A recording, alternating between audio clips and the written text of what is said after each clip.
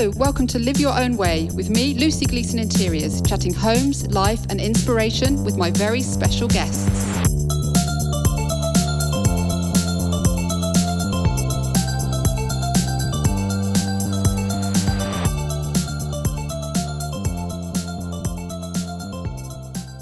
I'm having a chat today with interior stylist and photographer Tamsyn Morgans, who has a wealth of experience in her field. Her work has adorned the front of many interior magazines, and her home is often featured online, and it is a thing of beauty. But not only is Tamsyn an inspiration for her clever photographic eye, she is someone I call a friend. We met some time ago now, first in our lovely local seaside town of Southwold, where we bonded over a cup of tea and some cake, and a walk by the infamous beach huts. Hello, Tamsyn. How's it going there in lovely Norwich? Good, actually, thank you. How about you? Yeah, fine, thank you. Just been kind of pottering around and painting today. So how's your photography? Have you been doing some today at home? Today, I've actually been working on some video content that I'm doing for a client, which is all quite new to me, quite exciting, and a massive learning curve as well. So I've been spending a lot of time on YouTube today, put it that way.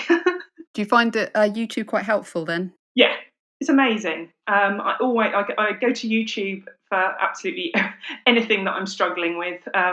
But especially, photography tips and Lightroom tips. Lightroom is the editing suite that I use for my photographs. And for doing video, that because it's all quite new to me doing videos. So I've been using YouTube a lot for that. Oh, cool. Well, I hope we're going to see some of that on your Instagram, but we'll come to that in a bit. I was going to, you're here to talk about photography. That's what you do. So how did you train? How did you start? Well, I haven't actually been formally trained, so I haven't actually been to university to study photography. Although I have been doing photography for about 20 years, and when I went freelance in 2016, I actually started assisting a commercial photographer, which has been, to be honest, the best thing I could have ever done for my photography career because I've learned so much from him. It's not the most glamorous job, I will say that. There's a lot of hoiking equipment around and standing out in the rain, holding reflectors and whatnot. But in terms of being actually with a commercial photographer, I mean, he's pretty old school. He's been doing it for 20 years. So he's an absolute wealth of knowledge. So it's been brilliant following him around and seeing how he does it. He really does it by the book. So taking what I've learned from him, and he's really generous as well with his knowledge. He's been amazing at showing me what he's doing, talking me through it. So I've learned an awful lot with him. And then again, I think really the rest of it, completely self-taught. So it's been a bit of it's been a massive learning curve, I'd say, over the last sort of 5 to 10 years. I mean, it's only really the last couple of years that I've had the confidence to call myself a photographer. I think before then I had a bit of imposter syndrome, but I'm at the point now where I'm like, yes, I can do this, and that is what I'm going to call myself. But I'm still learning. I will say that now it is something that I don't think you can ever really be completely full of knowledge. You have to keep learning because technology keeps changing and trends keep changing, kit keeps changing, so you have to it does keep you on your toes a bit, so you do have to be willing to keep learning, I think, when it comes to photography. And you have to keep practicing, because if you don't keep practicing and learning, trying out new things, trying new ideas, and I think you can get quite stale. So I think to keep fresh, you have to keep learning all the time. It's really funny hearing you talking about imposter syndrome because your photography is so good, but it just shows that Oh, anyone thank can feel you. like that. Yeah, I think so. I think it's one of those industries. So the longer I've been in it, the more I see of it, and I think it's, dare I say it, I think it's changing now for sure. But I think in the past it has definitely been a very male-dominated industry.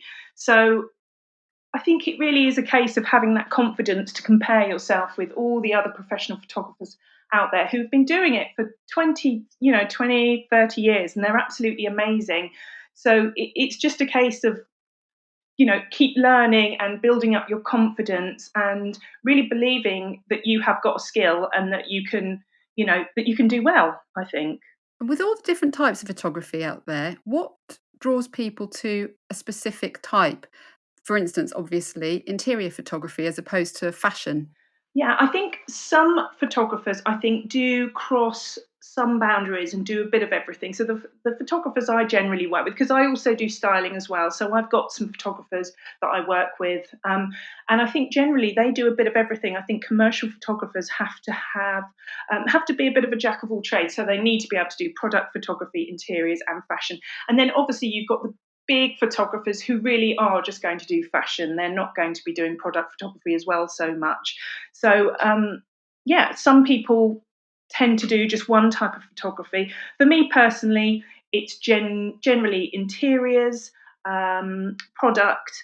Although I would love to photograph people more. That is something that I've really been working on in the last year and trying to build up my confidence, because it is a different skill set, I think, shooting people compared to shooting, still life, products, interiors. They don't move. So it's a different set of skills completely when you come to shooting people and fashion, that kind of thing. Well, you took some photos for me, didn't you, for my portfolio? I did, yes. Fantastic. Oh, thank you, thank you. It's definitely something I want to do more of, but as I say, it's just a case of building up your confidence. But yeah, that was good fun, wasn't it? We got some really nice shots out of that. That was really good fun. What was your first feature for shooting interiors for a magazine?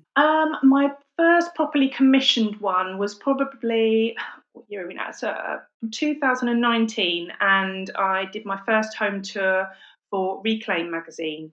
And I actually, when I do home tours now, I work with a writer slash stylist called Alice Roberton, and so we go in together and we shoot this home story, and she does all the writing, I do the photography, but we both style and do the art direction together. So that's how it sort of started a couple of years ago, really. Obviously, the pandemic has taken a bit of a hit because we were doing really well. We were ramping up and we were really getting into our stride. And then, of course, COVID hit. It's taken a bit of a setback, which is fine because it will come back. It is something that we really love doing. We love working together. We find it really inspiring. So I am looking forward to a time when I can get back to shooting home tours because I really love telling that story. Yeah, what are you missing about it the most at the moment? Well, I think getting out, working on shoots, being with other people. You know, I've got my children, which is absolutely wonderful. I'm so lucky to have them. They live with me some of the time, and they live with their dad some of the time, so they're not always here. So yeah, I do miss my friends, and I miss company, I have to say, and obviously working and being. I'm quite an outgoing person, so I do love the company of other people. Um, so yeah, I am looking forward to when we can get that all back. Yeah. I suppose one of the good things is that we have social media in that we can do some work from home, like sharing pictures on Instagram, and you have a very decent Instagram following. So, do you find it hard to keep up with all of that? Um, yes, sometimes I do. I think social media can be all consuming. Um, and I think there's a reward factor, especially with Instagram, which is obviously the pretty much the main one that I use. Um, the more time you spend there, the more the algorithm rewards you. But at the same time, I just don't want to spend all day there chained to my phone. I think it's striking that balance, which I think is quite tough. I think it's quite hard to get that balance right because they're quite naughty like that with the whole rewarding system.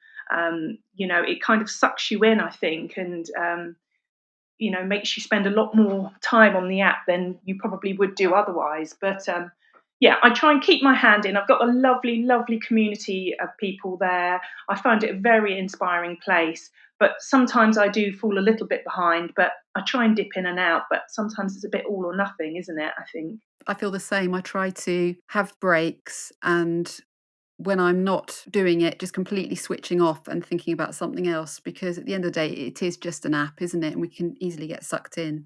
Yeah, it's addictive. So let's talk about your equipment for your shoots. What sort of camera do you use, and what other pieces of equipment do you use? Okay, so my main camera is a full frame camera. It's a Canon 5D Mark III, which I actually bought secondhand. I highly recommend looking at secondhand websites. There is one that I can recommend. They're called mpb.com.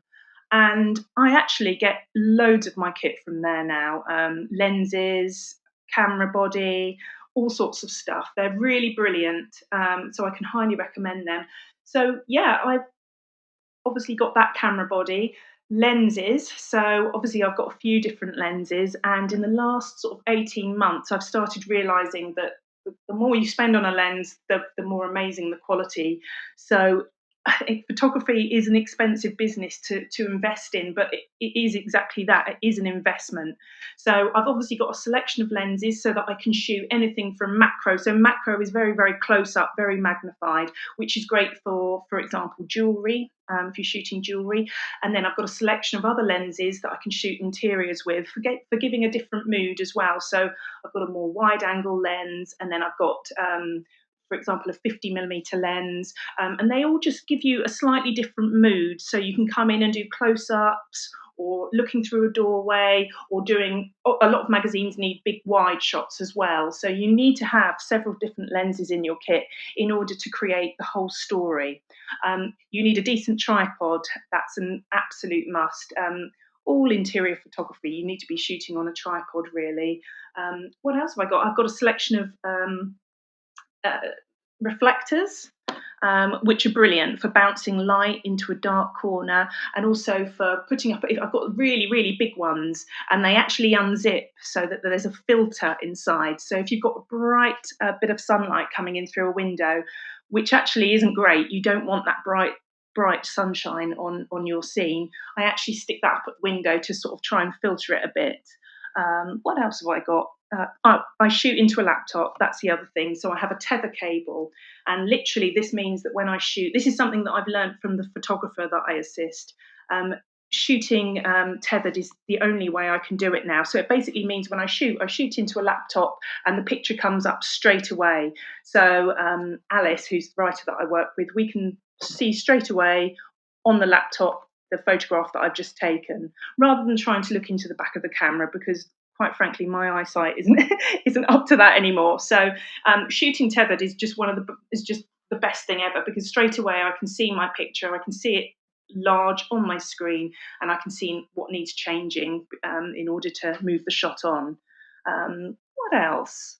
That's pretty much it. I've just started. I have just invested in some lights, but generally for interiors, I tend to use natural light. Well, that's what I was going to ask you about actually, because you were just talking about light. Why is it so important to get light right in a shoot? Well, for me personally, I think natural light has just got a beautiful mood to it.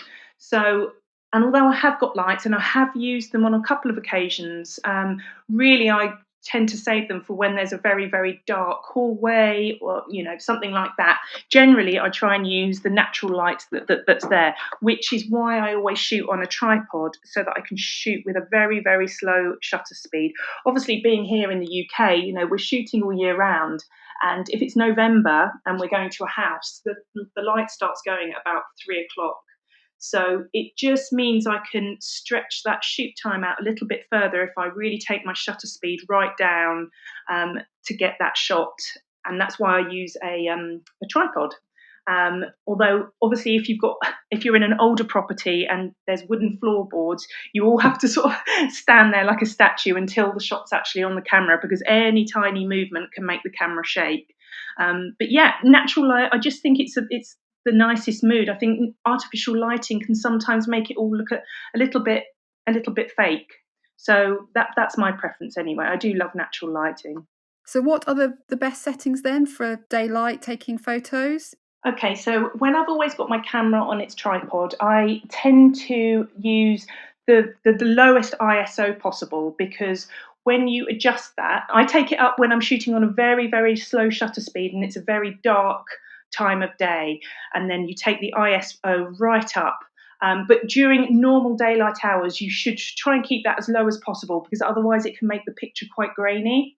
And then really my aperture, it depends on the mood that I want to get for the photo. So if it's sort of more of a close-up image of an object and I want to blur the background out, then I tend to open the aperture up wide open, and that lets in lots of light. So then you need to adjust the shutter speed. Really, it's a case of when your camera's on your tripod, I think the best thing to do is go onto your manual settings and just play with it. Just play with all the dials, play with all the buttons. That's basically how I learned how to shoot on manual. just by trial and error, really. I just put it on the tripod and I just try out all the different settings and just adjust all the buttons and all the dials until you get the light in your picture that you really really want. Because, with phones nowadays, they can do so much, can't they? But what do you think they will never be able to do that a camera can do for a photo shoot? Well, I mean, I think they have portrait modes now, um, on phones, don't they? And I think when I had an iPhone before, I think it was a 7 Plus.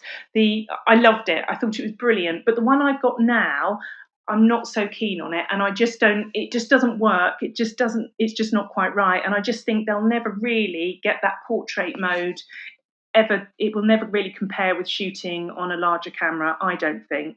But having said that, phones are absolutely incredible. I think what people can shoot on phones now.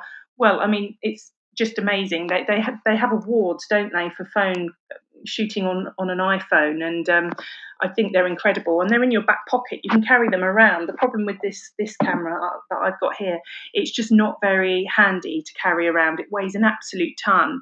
I have to have it in a big rucksack. So phone cameras at the end of the day are just absolutely amazing, and it means that everybody can be a photographer because it's just in your back pocket. It's there, isn't it? You can capture the moment without having to get all these lenses out and hold a big heavy camera up. Phones are just brilliant. Oh, yeah, I suppose it's a good way to start at least anyway, isn't it? Even if you progress to using a camera instead. Oh, absolutely. You can do so much with them now. And of course, all the editing apps that are out there, you can do so much with them. I mean, it's quite a creative time, I think, to be using a phone to take photographs. There's so many amazing apps and editing apps, and obviously of special effects. You can get all the old scratches and stuff, can't you? The old dust and all that sort of thing that you can put as an overlay onto your photographs to get that real vintage effect. Yeah, I think it's brilliant. It's getting everyone really experimental, and I'm loving seeing it on Instagram. So, as an interior designer, I want to bring to life what the client needs by I create mood boards and plans, and then there's discussions, obviously, to make it all happen. But then to show it in portfolios, it does require good photography as well for people to see my work. How do you go about achieving in your photography what the client asks of you? Do you have discussions? How does that work? Okay, so there's two different ways that I do it.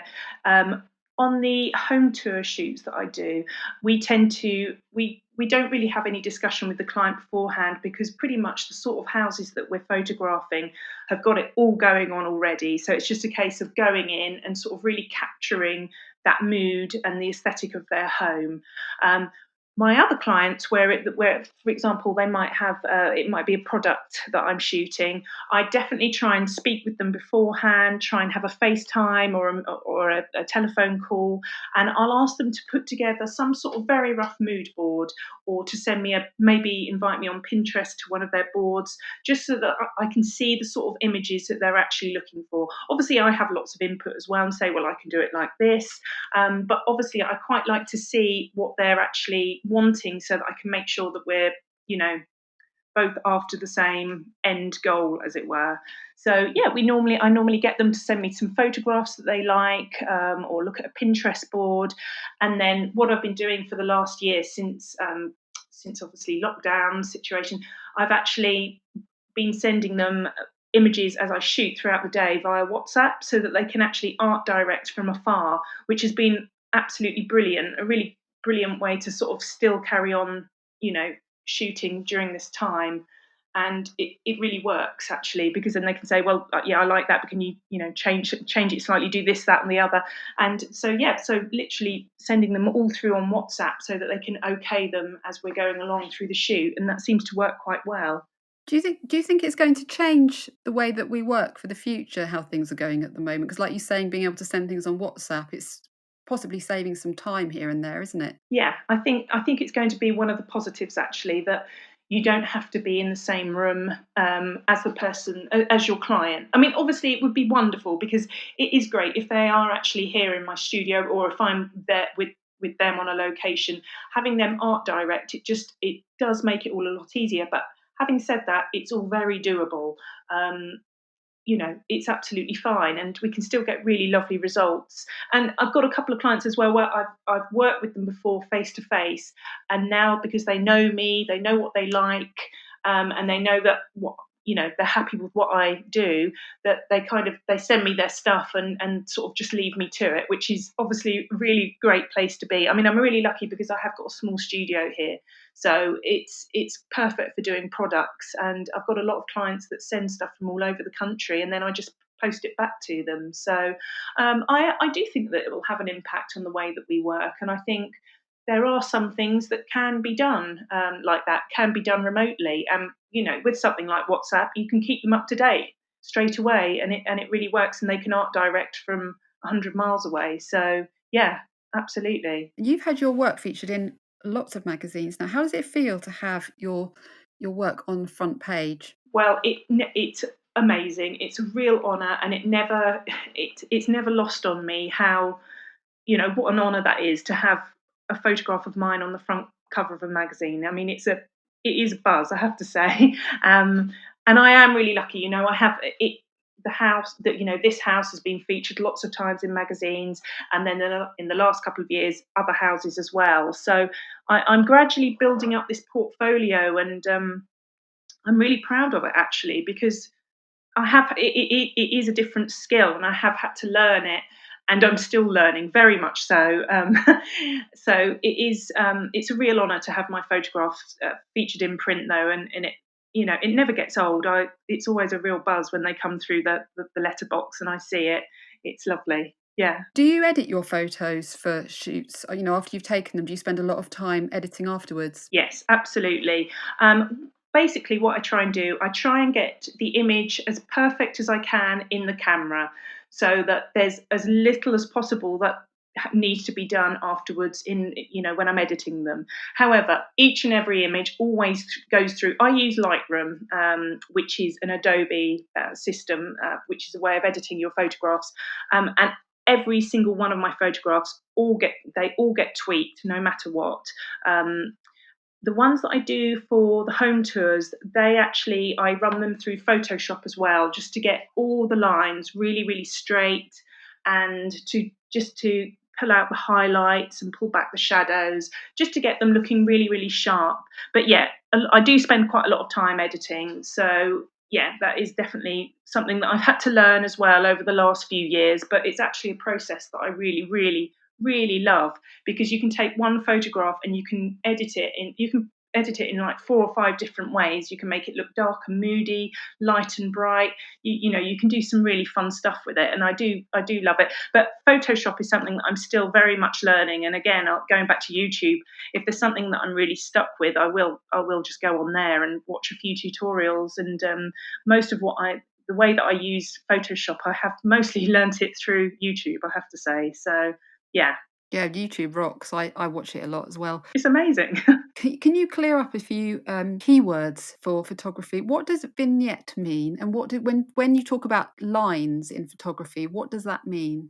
Okay, so vignette, I've actually been using that the last few years to describe like a still life, or if you were to set up a scene in a room that was, yeah, a still life with some objects. That's what I've actually been calling a vignette. But I have actually looked into it, and what it actually means as well in terms of photography is when in the old days they did portraits and still life pictures, and it had where it had a darkness around the edge, which is actually because of the lens.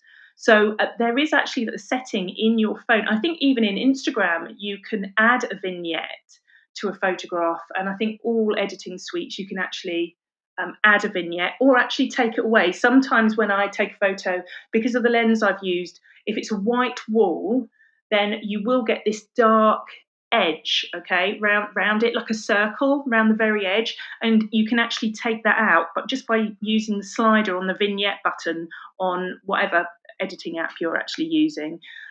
Or sometimes I actually add a vignette to my photographs if if I've got fairy lights, for example, if I'm wanting more of a moody, dramatic sort of feel to my images, then I'll actually take that slider right up and add a dark edge around the outside, just to make it look a little, so you really focus on what's in the middle of the photo. So it is actually a really nice tool that you can use to really change the mood of your photograph. And you can do that quite easily, can you? Yeah, like it's one of the editing tools in Instagram actually. So it's worth going on there and having a little play with it.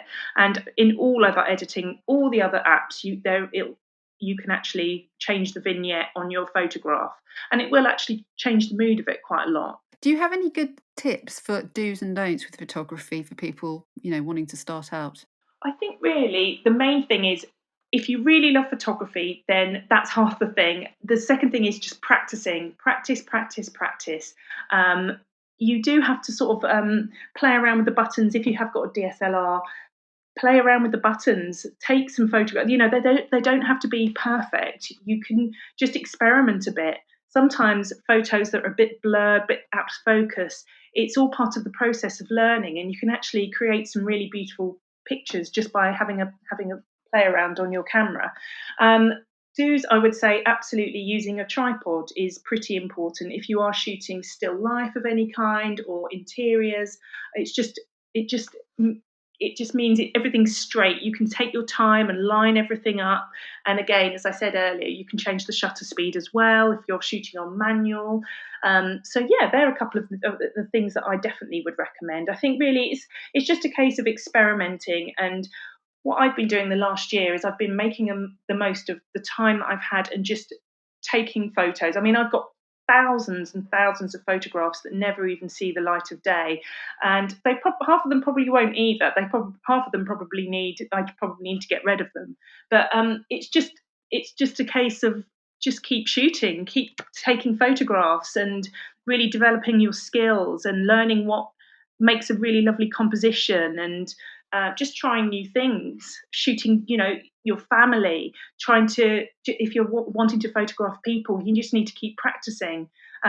It's all about practice, really, I think, when it comes to photography. And the more you can practice, I think the better it makes you. Yeah, you mentioned YouTube as somewhere to go for inspiration, but who did you look to when you were starting out? Were there any photographers that you used you looked to? Not really, no. But what I did do, I used to buy interior magazines sort of 15, 20 years ago.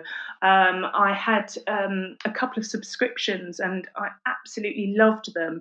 And what I did is I actually cut out the images and I made scrapbooks out of these magazines because I found them so inspiring. And I've still got these scrapbooks and I still look through them when I need some inspiration. And they're almost pre-Pinterest sort of scrapbooks. Whereas now I don't really do them anymore. I'll probably use Pinterest instead.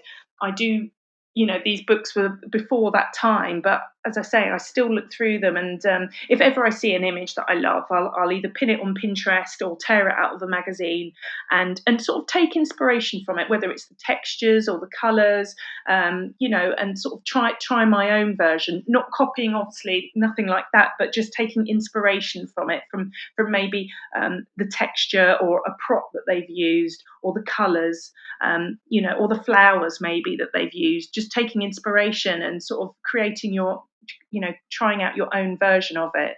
And looking forward, are there any particular magazines or shoots that you would absolutely love to work on in the future?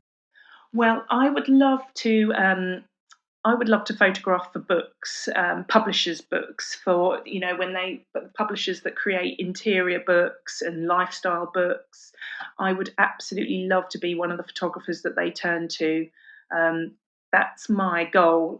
It's sort of, at the moment, I'm trying to get a foot in the door and just trying to get on their radar, because I think that sort of thing can take years. I think they have a list of photographers that they use and they go to for every book. But I would love to be a part of that. I'd love to be a part of telling that story. I think for me, photography it's a visual thing, and it's about telling a story rather than just going in there and just taking a photograph. It's about, well, what mood are we trying to get from this photograph? Are we trying to get warm and cozy? Are we trying to get something a little bit magical? I love that. I love trying to recreate a mood through a photograph. So, and telling a story. Same with the house tours that I do. It's all about showing how the house owner has got to where they are and trying to make it quite, moody, and trying to draw the viewer in. It's all about telling a story, and I really love that part of it. And are the house tours in a magazine? Yes, so I shoot for Reclaim magazine, amongst others. I mean, I've got some, a few home tours in a few different magazines at the moment. So, yeah, they go out to all different, once you've sold them once to a magazine, you then put them into an agent and they resell them to other magazines. So, again, which is all a bit of a learning curve and something that I'm learning about at the moment. Your home is really, really beautiful, and it's quite Insta famous really now, isn't it? Oh, thank you.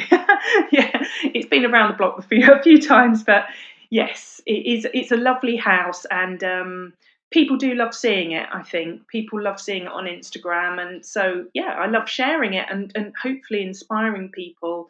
Um, as you know, a lot of the house is full of vintage bits and bobs and reclaimed things, and a lot of car boot, treasures and stuff like that. Well, I was gonna bring up that about car boot sales because it's in your Instagram, bio, Yes. and that's what was going to make me ask you about how you created your home, because there is a bit of a story to it, isn't there? Yeah, so I moved here and I was getting divorced basically. So when I moved here, it was, I'd had a really, really tough couple of years.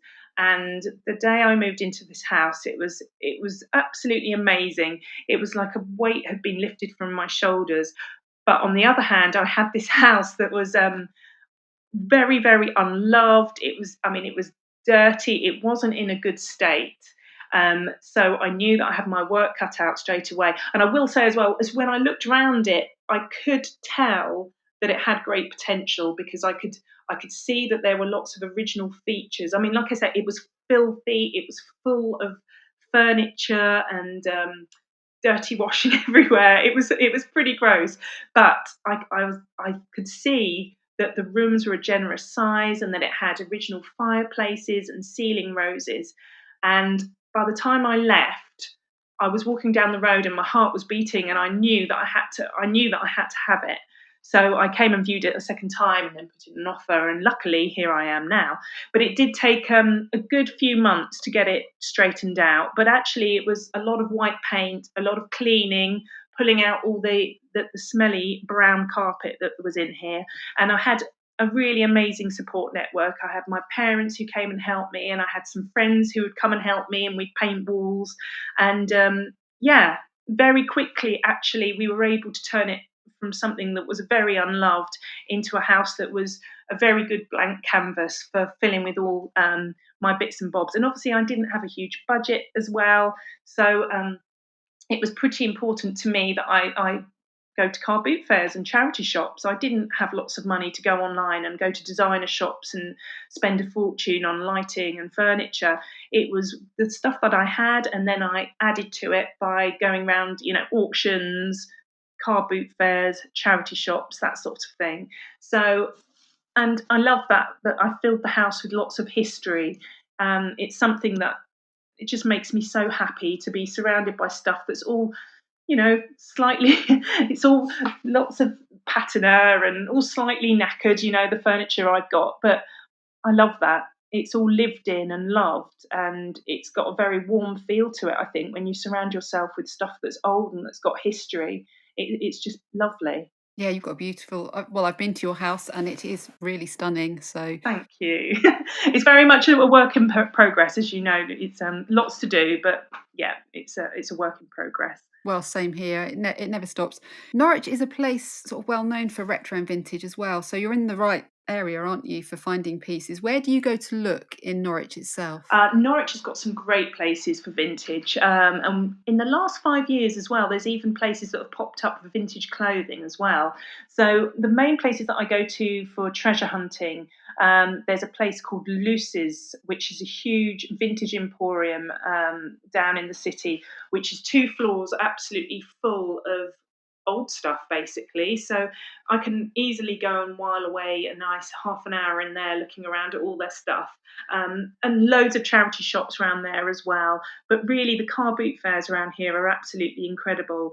And even last summer when they started up again, it was so amazing to get back out there, have a good rummage through the boxes, and find some lovely china and all sorts of bits and bobs. I often need props because of what I do, so really, I rely on these car boot fairs for finding props for shoots quite a lot of the time. So I'm really hoping that they start up again in the spring. So how would you describe your colour palette? Because have you ever worked out your seasonal type, which is something you can do in interior design? Have you ever done that? Do you know what? I haven't.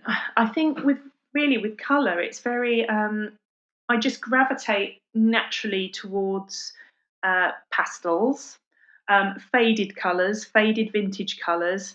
Um, I really love those colours so much, and they all work together. To be honest, I've never really planned this house. It's all kind of over the years, layered upon layered. It's all sort of slowly fallen into place.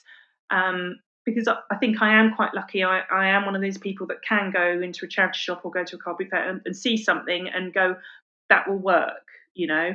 And I think it's all a bit of a happy accident, really, this house. But it does all fit together, well, fit together quite nicely. But I think because I've deliberately chosen that quite pastel palette, faded colours, it all just works really nicely together. Um, I am getting braver with colour. I've got some crazy wallpaper up on my landing now. It's vintage floral wallpaper that I actually got from Lucy's, the shop that I was telling you about earlier.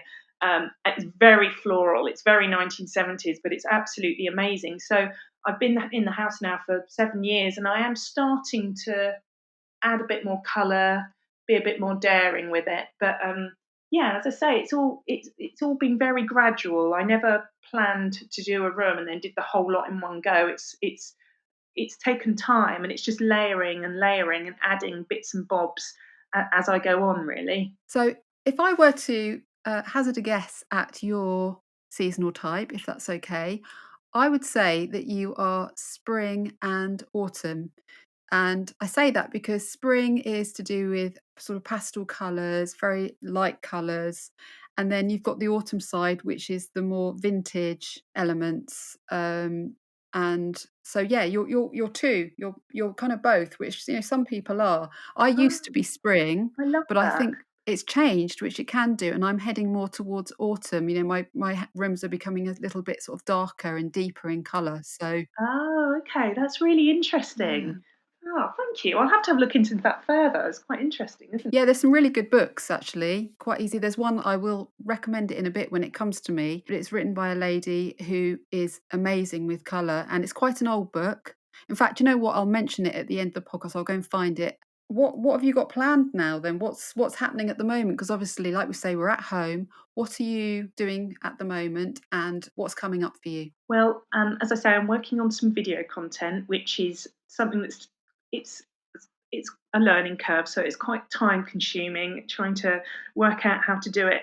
I've just bought a gimbal, which is something that I'm trying to get trying to get my head around. So a gimbal is something that you stick a camera on when you're doing video. It's all very swish, and I'm trying to get my head around it, which yeah isn't going so well, but I will get there. So video content. And really, I do want to do a bit of marketing. I do want to email some of these publishers and get myself on their radar. So in 5 to 10 years, when they're looking for new photographers, I'm there, you know, on their radar. What else? I mean, the children, when they're here, they're kind of home learning, so that that it does limit a little bit what I can do. But really, I think it's just making the best of the time that I've got and trying to learn these new skills. And I do actually need to carve a little bit of time out as well, I think, for doing something creative just for myself, just not even to share, just a bit of crafting or something. I think we can all get so hung up on trying to make the most of this time and trying to achieve something and trying to tick things off our list. And actually, I think sometimes you just need to sit back and do something for you, whether it's a bit of gardening or some crafting, just something creative for you that you don't even have to share, um, just to nurture that side of you. Otherwise, the pressure can get, I don't know, the pressure to sort of feel like you're achieving constantly when you're in a lockdown situation, I think can get a bit much, can't it? Yeah, the gardening is such a good idea. I mean, obviously, you can't get outside too much at the moment, but just being around plants is just so therapeutic, isn't it? Such a tonic for the soul, isn't it? Well, I mean, looking back, we had that sunshine, we had. Yeah, I've noticed it's getting a bit lighter every day now, though. Yeah, it is a tiny little bit every day. I said to the children the other day, "Oh, it's still light and it's 4 o'clock, and they're like, okay. The things you notice as you get older, isn't it? Yeah, the things you notice when you get older. Listen, thank you very much for chatting to me, and I'm really looking forward to when we can meet up in Norwich for a cup of tea, which hopefully soon. That'd be lovely. Oh, looking forward to that so much. That would be so lovely, Lucy. Can't wait. Thanks again. Thank you so much for having me. My pleasure. Hope you enjoyed that chat. Before I forget, the book I was just talking about to Tamsyn is called The Beginner's Guide to Colour Psychology by Angela Wright, and it really is a fantastic read, so do check it out. You can find Tamsin's work over on her website, which is tamsynmorgans.com. That's Tamsin with a Y. And really do visit her Instagram page. You won't regret it. That's at Tamsin Morgans. My website is lucylovesyou.com for my design services and inspiration. And I'd love you to come and say hi on Instagram, which is Lucy Gleason Interiors. Of course, subscribe to hear more chats and get the weekly updates. We'll be on episode 4 next time, and it will be another super guest. So until then, have a good one.